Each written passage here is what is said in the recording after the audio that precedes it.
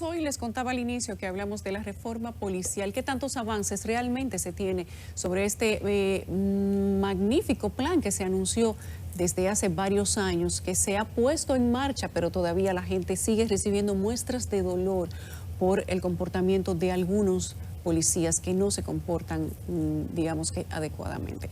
Hoy nosotros analizamos el tema con Emil Chireno, nuestro abogado de cabecera, y con Carolina Ramírez, experta en temas de seguridad. Buenas noches a ambos, ¿cómo están?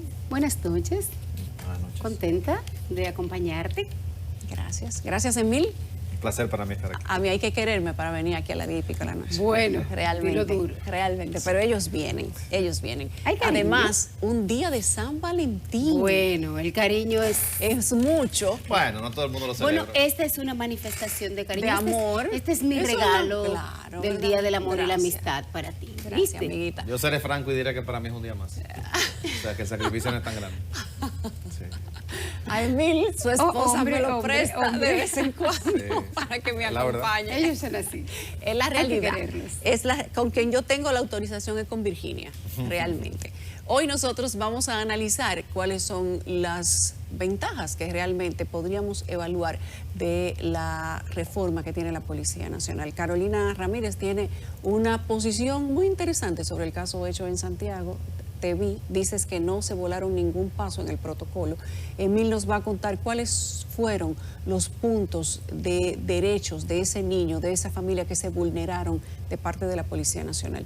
Se trata de un caso, no es un hecho aislado, es que son muchos y se van acumulando. Y la indignación de la gente, de la familia y de la sociedad también se va acumulando de una manera similar. Quiero saber la evaluación tanto legal en cuanto a los derechos de la familia, el dolor que le causa a la sociedad, que Emil nos pueda valorar un poco esa parte y que Carolina nos hable de qué piensas tú que se ha cambiado desde todo el tiempo que tenemos hablando de la reforma policial. Bueno, hablar de vulneración de derechos yo creo que es algo que es innecesario cuando hay una violencia tan evidente en los casos que se relataron ahí. Aquí el problema es de uso excesivo de la fuerza y es un problema que no es nuevo. Hay que hacer historia para entender que la formación del cuerpo policial dominicano tiene una historia muy ligada al ejército, a la milicia. Incluso la forma en que se organizan la estructura policial responde a una jerarquía más militar que civil. Algo que si uno ve los cuerpos policiales de otros países, es lo contrario actualmente. O sea, la tendencia mundial en los cuerpos de policía es que el rol de lo civil tenga mucho más preeminencia que el rol de lo militar. ¿Por qué? Porque las amenazas con las que un policía tiene que lidiar son distintas a las que tiene que lidiar un soldado. La relación con el ciudadano es distinta. Entonces yo creo que parte del problema está en la génesis de la policía dominicana, que ha sido siempre vista como un apéndice, si se quiere, de los cuerpos militares, número uno. Número dos, el proceso de la reforma obviamente es un proceso que tiene mucha expectativa creada en la sociedad, porque este es un tema que indudablemente a todos nos toca. Yo creo que el cúmulo de casos que hemos tenido en los últimos 2 años, 3 años, 4 años, es lamentable y deja un compromiso social muy grande. Para mí todo comienza por un régimen de consecuencias, como la gran mayoría de los problemas de República Dominicana. La ausencia de un régimen de consecuencias para el uso excesivo de la fuerza, ¿qué conlleva? A que la fuerza se continúe usando de manera excesiva. El papá de Elisa, dice la policía, el papá de la joven pastora, que lo tiene bajo arresto porque él planeaba asesinar a la persona que asesinó a su hija.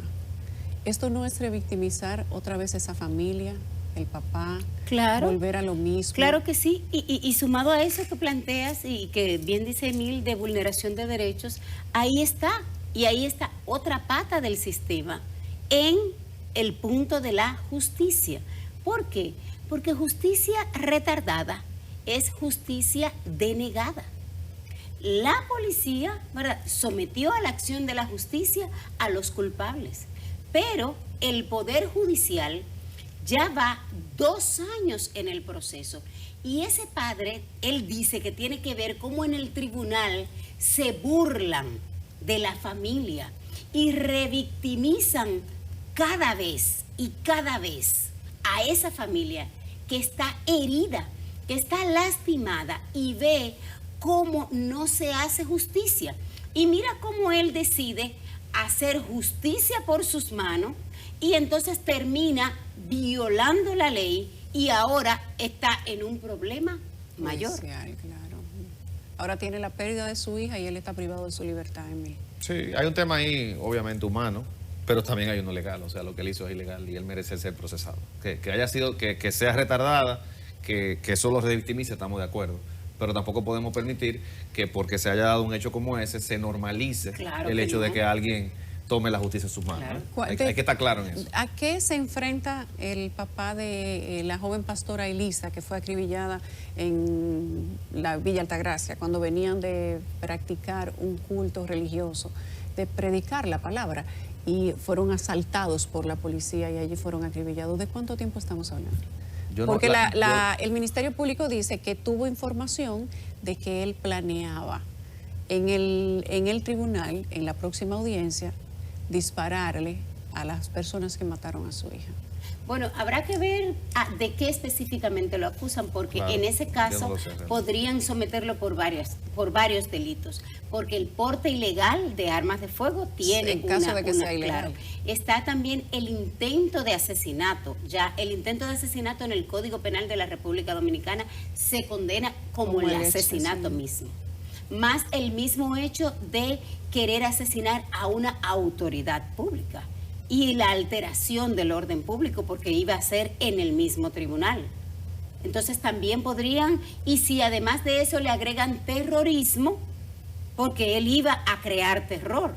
O sea que el papá de la víctima podría tener una condena mayor que el victimario.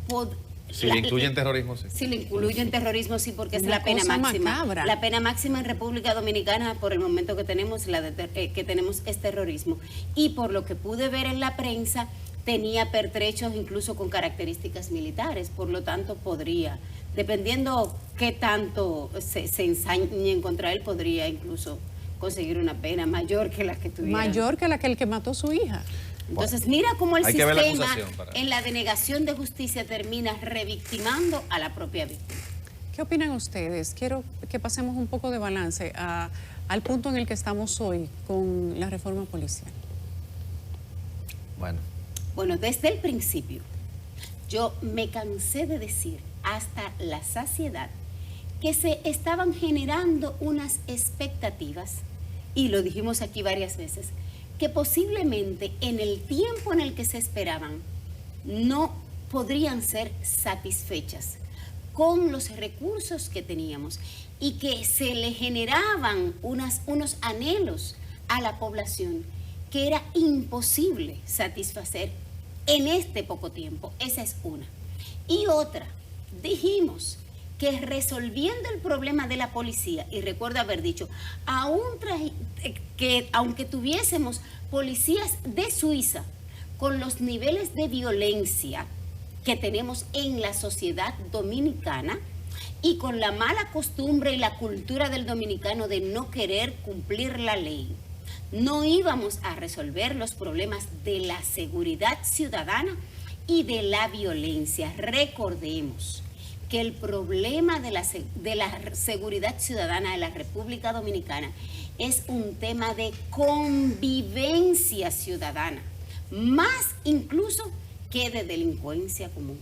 El problema aquí es de convivencia social, y el lamentable incidente de Santiago, que cegó la vida de ese muchacho que pudo haber aportado a la sociedad, mira cómo iba a participar en una competencia de matemática, es una evidencia de que la violencia social nos está llegando a un punto sin retorno. El uso de la fuerza desmedida, Emil, de parte de la policía.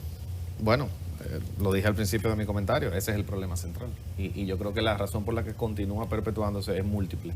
Pero no solamente es atribuible a la reforma, sino también a la justicia, y rescato un poco el planteamiento que se hizo anteriormente. Si se somete a la acción de la justicia a un agente que incurre en un uso excesivo de la fuerza y le quita la vida a un ciudadano, tiene que haber una respuesta de la justicia. Tiene que haber una condena que sea ejemplar. Si es que se llega a someter a la gente, yo estoy suponiendo en estos casos, porque desconozco el detalle de cada uno, que el Ministerio Público está haciendo su trabajo y que cuando son referidos estos agentes al Ministerio Público, pues inician las acusaciones y los procesos judiciales correspondientes. Pero si no hay una acción ejemplar, esto va a continuar. Entonces volvemos al mismo punto, necesitamos un régimen de consecuencias. Y ahí el tema de la mora judicial es grave. O sea, si nosotros tenemos una población carcelaria, por ejemplo, que más de la mitad, se habla de un 60-65%, todavía son presos preventivos sin condena. Imagínate qué va a pasar con el cúmulo de casos de policías que usen la fuerza de manera excesiva. ¿Vamos a tener respuestas rápidas? No. Pero con el tema de los policías, con que sean sancionados de manera ejemplar, el problema no es ese, porque la mayoría que tienen ese problema, la mayoría son sancionados de manera ejemplar porque su propia institución es la primera que los abandona a su suerte y ni siquiera en la mayoría de los casos les pone un abogado. Que la primera que los suelta en banda, como dicen, es su institución. Que eso, de hecho, es un riesgo laboral, porque ellos estaban trabajando. Hicieran el trabajo mal por la falta de entrenamiento apropiado que tienen, pero eso es un riesgo laboral. La primera que los abandona es su propia institución. El principal problema es la falta de entrenamiento, pero solo nos recordamos que tenemos una policía mal entrenada y mal capacitada cuando pasan esos incidentes. Ahora, en septiembre, cuando se estaba decidiendo el presupuesto de la Policía Nacional para el área de capacitación y entrenamiento, los tomadores de decisión miraron para un lado y la sociedad que hoy está señalando a esa policía miró para un lado, porque aquí todos tenemos doble moral. Porque a la Policía Nacional para capacitación este año le quitaron 4 millones del presupuesto que tenía el año pasado. El año pasado la policía en el capítulo de capacitación y entrenamiento tenía 4 millones más de lo que tiene este año. Entonces, ¿con qué usted quiere que capaciten la policía? Queremos policía entrenado. Queremos policía capacitado. Dígame de dónde viene ese policía. Dime en qué escuela se formó ese policía. Dime dónde él se entrenó. Entonces, ¿tú quieres que se entrene por ósmosis? Que tenga el nivel de entrenamiento, de capacitación, de formación que tienes tú, o que tienes tú, o que tengo yo. No, porque él no tuvo esos accesos. Aquí entra a la policía el que no tiene posibilidad de acceder a otros empleos. Entonces, si la misma institución que le dio oportunidad de entrar a trabajar para ganar 20 o 25 mil pesos, no los entrena y nosotros como sociedad no le damos los recursos para contratar profesores y capacitarlos, solamente los señalamos de que están mal capacitados y cada año le reducimos el presupuesto. Van 3 años consecutivos, desde el 2019, que al capítulo de capacitación de la policía le están quitando dinero. ¿Quién, y todo el mundo le reduce? Con el dinero. ¿Pero quién le reduce? Porque ¿Quiénes deciden el presupuesto de la policía? El presupuesto de la policía lo hace la policía y lo envía a la dirección de presupuesto para que lo aprueben. Lo proponen. Lo propone la policía. Claro, los políticos son los que deciden los presupuestos. La policía y las Fuerzas Armadas no son deliberantes en este país. Son los políticos que aprueban el presupuesto. Pero la policía son los legisladores. propone un presupuesto mayor. Claro, y normalmente les reducen, claro. Entonces, esta sociedad que está diciendo que los policías no están entrenados, que vaya y revise, y esta sociedad civil que vive atacando a los policías, que vaya y haga esos observatorios que viven contando, que cuenten también el presupuesto. Yo tengo lo que va de año, que chequen en mi canal de YouTube, diciendo que le quitaron 4 millones al presupuesto de capacitación de la policía y nadie dice nada. Carolina, pero ¿a quién le corresponde hablar sobre fondos para educación de la Policía Nacional? Nosotros, Emil, estamos hablando de una reforma de la Policía Nacional no en 2023, no en 2022, estamos hablando desde hace más de 6 años de una reforma de la Policía Nacional. Supuestamente tenemos 10 años hablando, presentando propuestas, pero hace varios años que se empezó a correr la reforma de la Policía Nacional. Ni siquiera la puso en marcha el último gobierno que tenemos, pero sí se prometió en la campaña de en el del anterior a ese, que la situación de la violencia policial iba a cambiar en las calles dominicanas. y nadie se vuelve a acordar de eso desde el poder, en gobierno ninguno, hasta que matan un niño, hasta que muere una mujer embarazada, hasta que la sociedad se indigna. Dicen por ahí que es peligroso hacer que la sociedad se indigne en un año preelectoral. Bueno. Y nos vamos a volver a recordar en el próximo incidente, porque es así. Bueno, dos cosas. Yo solo quiero decir que sí creo que el rol que juega la justicia en ejemplarizar el exceso de uso de la fuerza es importante, porque claro no es verdad que la sociedad se satisface cuando un policía simplemente lo cancela. A la gente no le importa que se paren a un policía. La gente quiere verlo preso cuando maten a un niño. Porque un Eso es lo que la policía gente no sabe quiere. hacer otra cosa que ser Entonces policía. la justicia tiene un rol, es lo que quiero decir. La justicia tiene un rol fundamental en pagar esa deuda social y esa sed de justicia que tiene la gente cuando se comete un exceso de fuerza, número uno, de uso de la fuerza, número uno.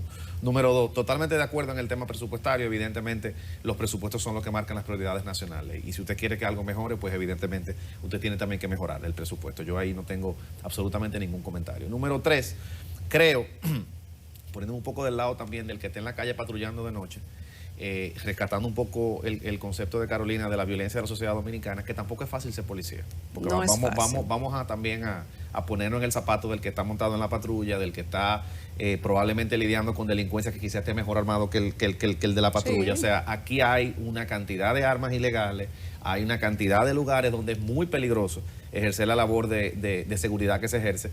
Y obviamente eso tiene un peso en el que está ejerciendo la función policial. Mire el caso, y yo, porque como soy, comparo todo con otros países del mundo, porque de hecho leo más prensa extranjera que dominicana.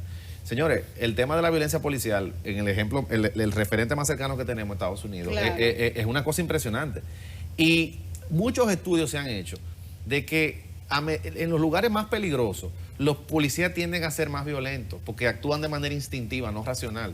Entonces, si usted está en un lugar muy violento, donde usted tiene que su vida esté en peligro, ¿qué usted hace? Usted se vuelve un poco básico. Yo creo que pasa mucho eso. No estoy legitimando de ninguna forma el exceso, pero creo que también vale la pena que nosotros nos pongamos en el zapato del que tiene que arriesgar todos los días su vida y que quizá no cuente con los medios necesarios para poder hacer un trabajo correcto y digno. Entonces, eso también creo que es una valoración en esa reforma que se tiene que tomar en cuenta. Nada más no es el salario, no solamente la capacitación, sino son las condiciones de trabajo, que los equipos sean buenos, que exista un retiro digno, que tengan acceso a cosas que ¿cuánto, por ejemplo, gana un policía? El salario, aunque han habido incrementos y el reciente es significativo cuando lo vemos en términos porcentuales, si uno lo compara con cualquier empleado en el sector privado. Hay empleados del sector de seguridad privada que ganan más que un policía. Eso es un tema. Un guardián de algunas empresas del sector de seguridad privada de este país ganan más que un policía. Pero el salario de un policía influye en su nivel de tolerancia, en su nivel de entrenamiento, en su forma de responder ante una situación de estrés como esta. El trabajo del policía no es sencillo, sin duda, pero el policía tiene conciencia de cuál es su trabajo. Un médico sabe que arriesga su vida todos los días tratando de salvar la de la otra persona. Sí, pero... O que arriesga su reputación, mejor dicho. El policía sale a la calle sin saber con qué se va a encontrar, sin saber si va a volver a su casa, sin saber si vuelve a ver a su familia y sabiendo que probablemente, muy probablemente va a tener que hacer uso de la fuerza y del arma de fuego que tiene. Que por cierto ahora vuelve a ponerse sobre el tapete la discusión de si se necesita o no macana, de si los policías deberían sacar de primera mano o como primera opción la pistola, o si deberíamos hablar nuevamente de la famosa discusión de los taser, que son esos aparatos electrónicos, eléctricos, con lo que se le da shock a la gente. Claro, que te puede dar un paro cardíaco peor. Que tiene consecuencias también. Que te puede matar más fácil. La discusión con el tema de la reforma policial es compleja. Pero hay un tema de protocolo, yo no creo que sea de equipo. A mí me parece que los dos tienen que tener armas de fuego. ¿Cómo vamos a quitar armas de fuego a los policías? Pero quizá intentar que el primer recurso no sea ese, pero sí. Carolina, ¿por qué la reforma no se empezó por el entrenamiento?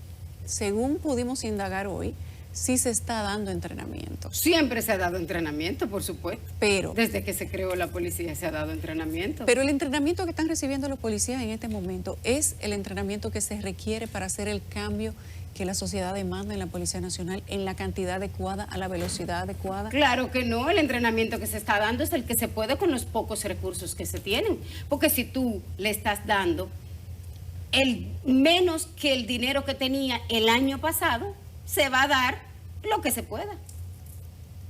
Dime, hay que dar con lo que se pueda, con lo que trajo el barco, como se decía antes. O sea que no hay tal preocupación real en cuanto a la transformación educacional de los policías si nos guiamos por el presupuesto o a través del famoso fideicomiso que se está llevando a cabo con los fondos de la Policía Nacional para la transformación en la reforma policial.